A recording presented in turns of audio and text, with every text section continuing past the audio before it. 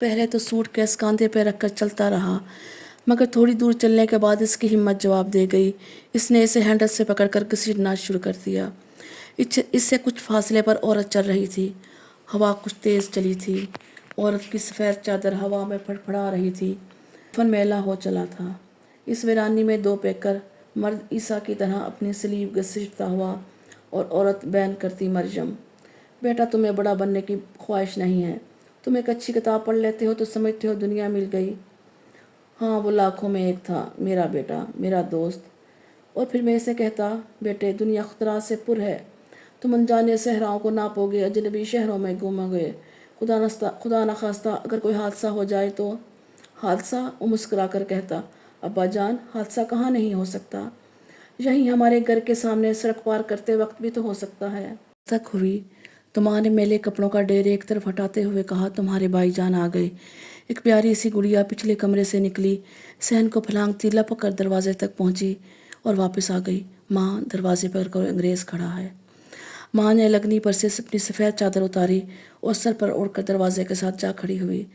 मैं तुर्क के सफारत खाने से आया हूँ। मुझ पर एक नागवार जिम्मेदारी डाली गई है। मुझे अफसोस से कहना पड़ता है कि आपका लड़का तुर्की में अर्ज़ रोम के करीब बस के हादसे में हलाक हो गया।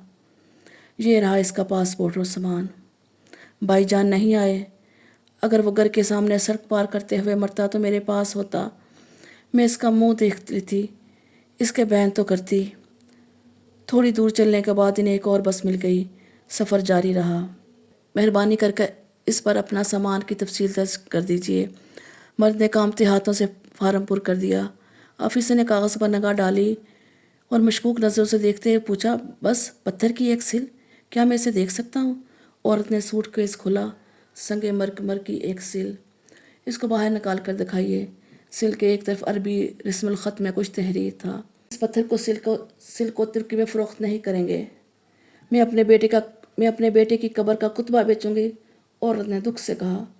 तुम खामोश रहो। मर्द के लहजे में थकावट थी। ऑफिसर, हम इसको फ़रोख्त नहीं करेंगे, लेकिन ये आपकी सरजमीन में ही रहेगा। अपने नए घर की तख्ती भी वहीं से बनवाई थी और ये कुतबा भी, दोनों पर एक ही नाम है। हम बहुत थक चुके हैं। हाँ, अभी 1 माह भी नहीं हुआ। हादसा यहाँ से चंद मील के फासले पर हुआ था। इस रोज़ हल्की हल्की बारिश हो रही थी। धुंध भी थी। एक मोड़ पर बस सीधी गहरे खड्ड में जा गिरी।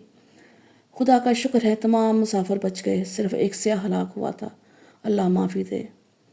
इसका आखिरी ख़त इस्तांबुल से आया। देखा अम्मी हजूर, आप तो ख्वाह मुख्वाह फ़िक्र करती हैं। इंतज़ार शुरू कर दीजिए। वो एक मुल्क दरमियान में ही रहा। वो तो मेरे पास ना आया, मुझे ही इसके पास जाना पड़ गया। यहाँ से वो बस नीचे गिरी थी। भाई, बस यहीं रोक लेना। लेकिन यहाँ बस तो नहीं रुकती। हमारी बस यहीं रुकती है। इस हलाक होने वाले स्याह की कब्र कहाँ पर है? वो नीचे, इस नदी के किनारे। औरत और मर्द ने घाटी से नीचे उतरना शुरू कर दिया। वो बड़ी तेज़ी से उतर रहे थे। मर्द ने सूटकेस कांधे से उतार कर नीचे रख दिया। कुछ दूर परे बर्फ़ के गालों ऐसी सफ़ेद भेड़ें नदी के किनारे चल रही थी। चरवाहा दोनों की तरफ शक की नज़रों से देख रहा था। भाई, यहाँ 1 माह कबल एक स्याह भी हलाक हुआ था। इसकी कब्र थी। तुम्हें मालूम है कहाँ है कब्र? हाँ थी। पिछले दिनों इस वादी में सैलाब आया तो बह गई। इस जगह पर तो अब नदी बहती है। बह गई? औरत ने हिस्ट्राई होकर कहा। लेकिन मियानी साहब में तो इतनी सारी कब्र हैं, इनको कुछ नहीं होता। इस पूरी वादी में सिर्फ एक कब्र बह गई। तुम खामोश रहो, मर्द ने आहिस्ता से कहा। साथ ही सूटकेस खोला, पत्थर की सिल बाहर निकाली और इसे सीधा करके नदी के दरमियान में फेंक दिया। इसकी कब्र बह नहीं गई, नदी इसकी कब्र है।